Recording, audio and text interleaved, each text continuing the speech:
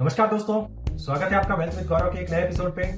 जैसा कि हमने पिछली बार कहा था आपसे कि हम इस बार जो इमरजेंसी फंड की अपन ने पिछली बार बात करी थी और उससे नेक्स्ट टाइम में हम बात करेंगे इमरजेंसी फंड से ग्रोथ कैसे बनाए, तो उसके बारे में इस वीडियो में हम चर्चा करेंगे। मगर उससे पहले ग्लोबल मार्केट में क्या विशेष हुआ है शुक्रवार को और उसके कारण इंडिया के निफ्टी और सेंसेक्स और बैंक निफ्टी के ऊपर क्या इफेक्ट पड़ेगा, इसके बारे में एक बार चर्चा कर लेते हैं। तो चलिए दोस्तों, सिस्टम पे चलते हैं और सबसे पहले बात करते हैं कि क्या हुआ है ग्लोबल मार्केट में ऐसा जिसके कारण हमें थोड़ा डरना चाहिए, जिसके कारण ये वीक के अंदर हमें थोड़े लाल निशान देखने को मिल सकते हैं। चलिए दोस्तों, सिस्टम पे चलते हैं। तो दोस्तों, जैसे कि हमने बात करी कि ऐसा क्या हुआ शुक्रवार को, यानी कि आज 12 तारीख को मैं रिकॉर्डिंग कर रहा हूं, तो 10 तारीख को ऐसा क्या हुआ कि जिसने हमें ये अपडेट देने पे मजबूर कर दिया। देखिए दोस्तों, यहाँ पे आप देखेंगे कि शुक्रवार को एक बहुत बड़ी गिरावट नैस्डैक के अंदर दर्ज की गई है। ये वन डे का चार्ट है और डेली टाइम फ्रेम के अंदर जहां पिछले 6-7 दिनों की जो तेजी थी छोटी छोटी ग्रीन लाइनों के रूप में, वहीं एक बड़ी कैंडल स्टिक ने वो पूरी तेजी को कवर कर लिया है। और आगे अगर ये लेवल तोड़ता है तो इसके बाद स्विंग हाई के हिसाब से 23,000 नैस्डैक का नेक्स्ट लेवल बनेगा और उसके बाद आपका अगला स्विंग हाई 21,650 और उसके बाद और भी गिरावट दिखा सकता है, जैसे कि पहले हम लोग देख चुके हैं। ऐसा पहले भी हो चुका है। अब हम बात करें अगर इंडियन मार्केट की, तो इंडियन मार्केट में अगर आप देखेंगे तो यहाँ पे देखिए निफ्टी जो इस लेवल पर एक अच्छा सपोर्ट लेने का प्रयास कर रहा था और यहाँ से एक आपको ट्रेंड लाइन दिख रही थी, वो अब ट्रेंड लाइन क्या आगे चलेगी ये भी हमें देखना पड़ेगा। तो देखिए यहाँ पे 24,000 के ऊपर एक सपोर्ट था, फिर अगला स्विंग सपोर्ट बना 24,591 के ऊपर और अब अगर हम बात करें तो ये 25,295 300 के आसपास आ चुका है। अच्छी ओपनिंग आ रही है, पिछले 4-5 दिनों से फिर एक तेजी दिखाई दे रही है। मगर अब क्या ये जो मतलब कह सकते हैं कि वर्ल्ड मार्केट के अंदर गिरावट आई है, इसका असर इस पे पड़ेगा? जी हाँ दोस्तों, जरूर पड़ सकता है और वापस से ये एक बार 24,633 का सपोर्ट ले सकता है या अगर इस सपोर्ट को तोड़ता है तो और भी नीचे जा सकता है। इसी तरह अगर आप बात करेंगे बैंक निफ्टी के अंदर, तो यहाँ भी देखेंगे कि अभी 56,435 के आसपास ये चल रहा है और ऊपर 609 677 तक गया है। तो इसी तरह से इसमें भी एक छोटी गिरावट की आशंका अभी बनी हुई है। स्विंग हाई या लो के हिसाब से अगर आप देखें तो 54,403 का लेवल आ सकता है और उसके बाद 53,652। ये सब निर्भर करता है दिन भर की मतलब जो ट्रेडिंग होती है उसके ऊपर कि किस तरह से मार्केट रिएक्ट करेगा। मगर अगर आप म्यूचुअल फंड या अन्य किसी इन्वेस्टमेंट एजेंसी में काम करते हैं और ऐसा ही आप सोचते हैं कि मेरा तो लॉन्ग टर्म के अंदर ये है, तो आपके लिए बहुत अच्छी अपॉर्चुनिटी होगी कि जिस दिन भी दिन मार्केट गिरे आप उस दिन इन्वेस्ट कीजिए, तो आपकी जो एनएवी है वो आपको बहुत ही सस्ते भाव पे मिलेगी और इससे आपको भविष्य के अंदर बेहतर रिटर्न मिलेंगे। दोस्तों, अगर आप इसी की गोल्ड वगैरह और सिल्वर वगैरह के बारे में बात करें तो हम देखते हैं कि यहाँ पे, चलिए गोल्ड का चार्ट खोल लेते हैं आपके लिए। देखिए दोस्तों, गोल्ड ने भी 1,23,328 का 368 का एक अच्छा लेवल बनाया और उसके बाद कुछ गिरावट सी दिखा रहा है। इसी तरह से सिल्वर के अंदर भी 1,50,000 के आसपास आप देखेंगे कि एक बड़ा दबाव बना हुआ है। तो दोस्तों, यहां भी जब आप देखते हैं तो सिल्वर ने 1,53,090 का लेवल छुआ और उसके बाद अब एक लो देखने को मिल रहा है। तो अभी तक जब ये अपने हाई पे पहुंच गए हैं और कुछ राउंड नंबर्स होते हैं दोस्तों, जैसे कि 1,25,000 का जो राउंड नंबर है वो बैंक के लिए काम करता है, इसके लिए आपके गोल्ड के लिए, और सिल्वर के लिए 1,50,000 का राउंड नंबर काम कर रहा है। तो वहां से आपको कुछ पलों के ऊपर या कुछ दिनों के लिए मुनाफा वसूली दिख सकती है, तो उसकी वजह से थोड़ी सी गिरावट आ सकती है। तो दोस्तों, अब हम बात करते हैं हमारे पिछला जो टॉपिक था, पिछली बार जो हमने बात करी थी कि इमरजेंसी फंड आपके जीवन में कितनी महत्वपूर्ण भूमिका निभाता है जब आप बिजनेस के लिए प्रयासरत रहते हैं या जब एक जॉब से दूसरी जॉब पे चेंज करते हैं या अचानक से आपके जीवन में कोई इमरजेंसी आ जाती है। इमरजेंसी ऐसी हो सकती है जैसे दुर्घटना जो कह के नहीं आती है, जैसे किसी की जॉब चली जाना, जैसे और कोई घर में किसी सदस्य को कोई बीमारी हो जाना या पैसों की और कोई जरूरत आ जाना। तो ऐसी इमरजेंसी के लिए आपके पास एक फंड अलग से होना चाहिए, उसे ही हम इमरजेंसी फंड कहते हैं। ये हमने पिछले वीडियो में बात करी थी। ये कितना होना चाहिए? 3 महीने, 6 महीने और साल भर का भी हो सकता है, आपके खर्चों के हिसाब से है। और आपके खर्चों के हिसाब से अगर आप मान लीजिए कि 50,000 रुपए महीना कमाते हैं तो इमरजेंसी फंड की राशि 6 लाख रुपए हो सकती है। तो अब हम इस वीडियो में जानेंगे कि कैसे आप इमरजेंसी फंड के माध्यम से अपना ग्रोथ कर सकते हैं, वेल्थ बना सकते हैं। अब दोस्तों, मान लीजिए एक जैसे कि आपने एक इमरजेंसी फंड बनाया, अब 6 लाख रुपए, आपने 50,000 रुपए महीने का आपका खर्चा है, तो उसके हिसाब से 12 महीने का 6 लाख रुपए का एक इमरजेंसी फंड बना के रख दिया। तो आप इसी पर तो निर्भर रहेंगे नहीं कि आप इतना ही बना करके रखेंगे और उसमें अगर ग्रोथ नहीं लेंगे तो आपका क्या है कि इन्फ्लेशन की वजह से उसकी वैल्यू धीरे धीरे कम होती जाएगी। तो आपको क्या करना पड़ेगा? आपको ये करना पड़ेगा कि उसके अंदर आपको धीरे धीरे कुछ हिस्सा तो सेफ्टी के तौर पे रहे और कुछ हिस्सा ग्रोथ के तौर पे। तो जैसा कि हम पहले बात कर चुके हैं कि आपको उसमें अगर आप 6 लाख का फंड बनाते हैं तो 50,000 रुपए आपको सीधे सीधे 50 से 60,000 रुपए अपने घर पर कैश के रूप में रखने चाहिए कि इमरजेंसी कब आएगी तब आपको सबसे पहले कैश काम आएगा। उसके बाद उसका कुछ हिस्सा, जब आप 6 लाख का फंड आपका 1-2 साल रखने के बाद 2 लाख रुपए का प्रॉफिट कमा चुका हो, 8 लाख रुपए के ऊपर आ चुका हो, तब आप क्या करेंगे, 2-3 लाख रुपए एफडी में आराम से लगा देंगे और बाकी का पैसा जो है वो लिक्विड फंड के रूप में रख सकते हैं। अब एक जो दूसरे स्ट्रेटजी है या जो दूसरे तरह के लोग हैं जो सोचते हैं कि नहीं हमें तो ग्रोथ चाहिए, वो क्या करते हैं कि इक्विटी एंड डेब्ट अकाउंट एक तरह का अकाउंट होता है, उसको चुनते हैं म्यूचुअल फंड में और उसके बाद उसके माध्यम से ग्रोथ हासिल करते हैं। क्योंकि इमरजेंसी देखिए दोस्तों, अगर एक्सीडेंट वगैरह की और ये तो क्या कि नहीं आती है, उसके लिए पैसा रेडी रख सकते हैं। मगर अगर आप जॉब चेंज कर रहे हैं या बिजनेस से जॉब के थ्रू जा रहे हैं या ऐसा कुछ हो रहा है तो ये अनएक्सपेक्टेड बहुत ही कम होता है लाइफ के अंदर। हाँ, 5-10 सालों के अंदर एक बार ऐसा कुछ हो सकता है, कह नहीं रहे कि ऐसा होगा ही, मगर ऐसा हो सकता है। तो इससे बचने के लिए अपने को क्या करना चाहिए, उस फंड को बनाए रखना चाहिए। तो अगर हम इक्विटी और डेब्ट का सहारा लेते हैं तो क्या मानते हैं कि उसमें 10% की कभी भी कमी आ सकती है क्योंकि उसमें इक्विटी का पार्ट निहित है। मगर अगर ऐसे फंड का आप चुनाव करते हैं तो आपको तेजी और ग्रोथ भी जल्दी मिल सकती है।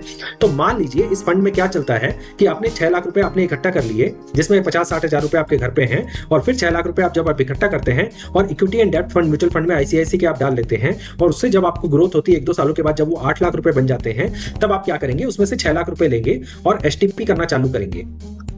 अब एसटीपी जिन्होंने नाम नहीं सुना है उनके लिए बता दूं, सिस्टमैटिक ट्रांसफर प्लान इसको कहते हैं। हम आ गए हैं स्टारशिप की वेबसाइट के ऊपर, जैसा कि आप देख रहे होंगे, और म्यूचुअल फंड लाइव रिटर्न के ऊपर हमने क्लिक किया है। मतलब पास्ट के अंदर कैसी परफॉर्मेंस रही है, अगर हमने एसटीपी के अंदर पैसा डाला होता तो हमें क्या रिटर्न मिलते, ये आपको समझाने का प्रयास किया जा रहा है। ये एक एग्जाम्पल मात्र है। आप कोई भी निर्णय लेने से पहले अपने फाइनेंशियल एडवाइजर से सलाह जरूर कर लें। मैं एक सेबी रजिस्टर्ड फाइनेंशियल एडवाइजर नहीं हूं, यहाँ ये बता देना अनिवार्य है। ये केवल आपको एजुकेशन देने के लिए वीडियो बनाया जा रहा है। तो दोस्तों यहाँ हमने स्टारशिप की वेबसाइट पे आ गए हैं, म्यूचुअल फंड लाइव रिटर्न में गए, आईसीआईसी प्रूडेंशियल म्यूचुअल फंड हमने चुना और 29 नंबर का इसमें आईसीआईसी प्रूडेंशियल इक्विटी एंड डेब्ट फंड है। जैसा कि हमने बात करी थी, 8 लाख रुपए जब आपके हो जाएंगे तब आप 6 लाख रुपए इसमें इनिशियल अमाउंट डालेंगे और ऐसा माना गया है कि 1/1/2011 को आपने ये इनिशियल अमाउंट डाला और इस फंड में से 3,000 रुपए पर मंथ आपने निकालना चालू किया। कौन सी स्कीम में ये पैसा आपका जाएगा जो 3-3 हजार रुपए निकलेगा हर महीने, ये आपका पैसा निकलेगा ICICI prudential value discovery fund के अंदर। उस टाइम ये पुराना फंड है और काफी अच्छा परफॉर्मेंस देता है और वैल्यू डिस्कवरी जैसे कि जो ग्रेट स्टॉक्स होते हैं या अच्छे स्टॉक्स होते हैं, जब वो कम वैल्यू पे मिल रहे होते हैं, अच्छी वैल्यू पे मिल रहे होते हैं, तब ये फंड उन्हें खरीद करके और अच्छा परफॉर्मेंस देता है। इसकी परफॉर्मेंस के बारे में भी हम बात करेंगे धीरे धीरे। तो इस तरह से जब आपने एसटीपी अपनी चालू करी तो एसटीपी यानी आईसीआईसी प्रूडेंशियल इक्विटी डेब्ट फंड से 3-3 हजार रुपए निकलेगा और ICICI prudential value discovery fund में जाएगा। तो क्या हुआ कि total initial amount invested 6 lakh rupees, monthly STP 3,000 rupees, STP period from 1/2/2011 to 11/10/2025। अब तक की क्या हुआ बात करेंगे। Number of installments total 177 installments इसमें गई हैं। टोटल अमाउंट ट्रांसफर 6 लाख रुपए आपके थे, उसमें से 5,31,000 रुपए ट्रांसफर हो गया है। मगर आपको जो इस पे अच्छा रिटर्न मिल रहा है उसकी वजह से देखेंगे लास्ट में कि कितना अमाउंट आपका बचा है। टोटल नंबर ऑफ यूनिट्स आपके रिमेनिंग बची हैं 7,434.25।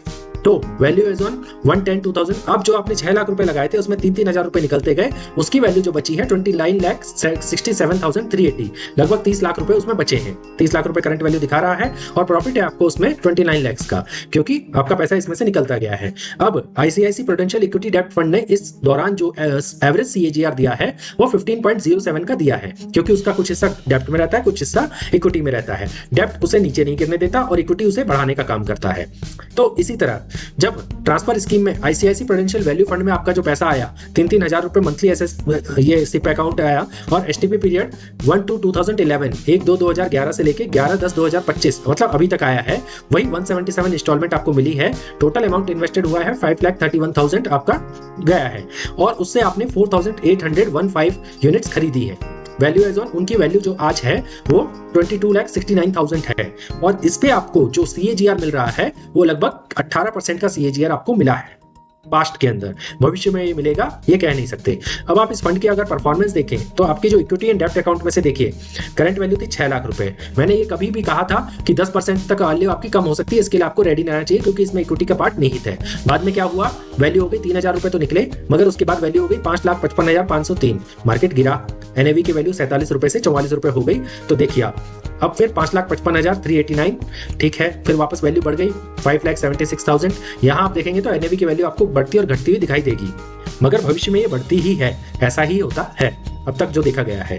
तो देखिए आपने 6 लाख रुपीज इन्वेस्ट किए थे, बीच में इसकी वैल्यू कम हो गई, वापस से ये थोड़े दिनों के बाद आप देखेंगे तो 3/12/2012 को 6,10,000 रुपीज के ऊपर आ गई। 3-3 हजार रुपए इसमें से लगातार निकलते जा रहे हैं। उसके बाद ये वैल्यू धीरे धीरे बढ़ने लग गई और जब आप 2017 की बात करते हैं तो ये अमाउंट 10 लाख रुपए के ऊपर पहुंच चुका था।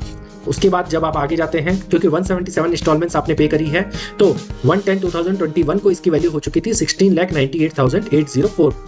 ये आप भी जाकर के इस कैलकुलेटर के ऊपर इस वेबसाइट के ऊपर चेक कर सकते हैं कि पुराने म्यूचुअल फंड का क्या रिटर्न रहा है। उसके बाद आप निर्णय ले सकते हैं कि आपको बैंक, पोस्ट ऑफिस जैसे सेफ सेफेस्ट के अंदर जाना चाहिए या ऐसे किसी इमरजेंसी फंड का निर्माण करना चाहिए जिससे आपकी ग्रोथ भी शामिल हो।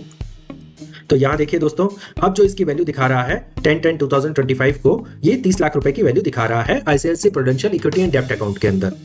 ठीक है, अब हमने जो पैसा इसमें लगाया था वैल्यू डिस्कवरी फंड में, वो किस तरह से बढ़ा है वो देखिए। 3,000 रुपए हमने यहाँ लगाए थे, उस टाइम 46.92 एनएवी का रेट था। 3-3 हजार रुपए करके जमा होते गए, 6,000 रुपए जमा हुए, मगर 5963 का ही रेट आया क्योंकि एनएवी की वैल्यू गिर गई थी। उसके बाद धीरे धीरे पैसे जमा होते गए, आप देखते जाएंगे।